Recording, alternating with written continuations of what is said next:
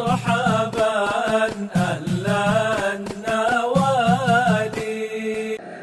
Dulu di Makkah ada ulama besar bernama Syekh Muhammad Amin Asy-Syinkiti. Beliau menulis tafsir Adwaul Bayan. Diangkat jadi dosen di salah satu universitas yang ada di sana. Nah, biasa ada namanya ikhtibar atau imtihan, ujian ya. Mahasiswa kuliah, kemudian sudah waktunya untuk ujian. Dibuatlah soal. Buat soal. Kemudian soal itu sudah dibuat,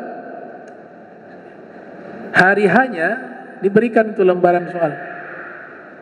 Ini mahasiswa, mereka tahu bahwa ini dosen ini Syekh Muhammad Amin Asy-Syinkiti, orangnya itu sangat memegang kuat hadis Nabi.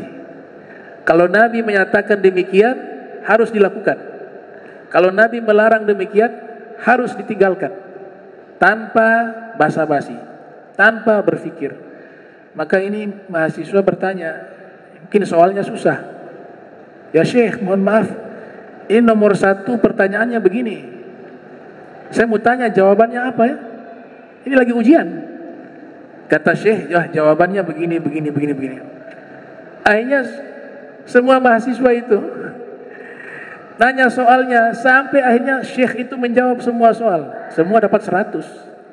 Nah, yang buat soal beliau ditanya, dijawab, ditanya, dijawab, ditanya, dijawab. Ternyata sampai ke rektor universitas tersebut. Dipanggillah Syekh Muhammad Amin Asy-Syinkiti. Ini bagaimana ini, ada komplain ini semua dapat 100 di kelasnya engkau nih. Kelasnya antum semuanya dapat 100.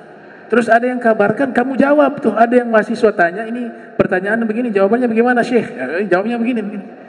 Kata Syekh Muhammad Amin Asy-Syinkiti, saya takut kalau tidak jawab dapat ancaman dari Nabi. Kok bisa begitu?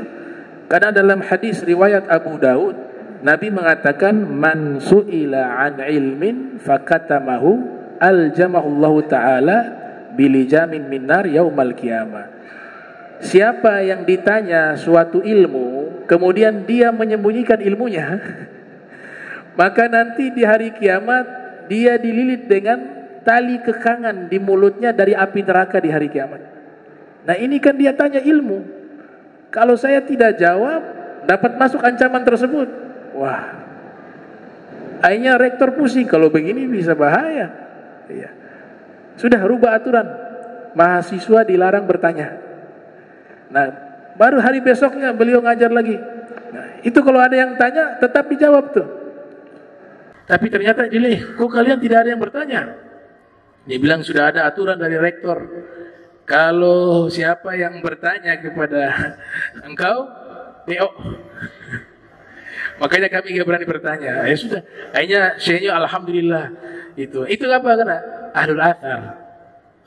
Dia tahu bahwa Nabi mengatakan bahwa siapa yang ditanya tentang suatu ilmu lalu dia tidak mau menjawab sedangkan dia tahu, maka dia mendapatkan sanksi dari Allah Subhanahu wa taala. Cuma ini kan kalau konteks kekinian, kita kena satu hukum dari ulama yang membuat rumusan bahwa membongkar rahasia itu juga dosa.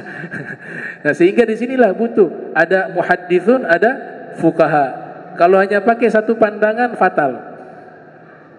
Ahlul athar tanpa memahami landasan hukum fikih bisa menjadi fatal itu. Nah, ini contoh ahlul athar. Jadi mereka sebenarnya tidak salah itu.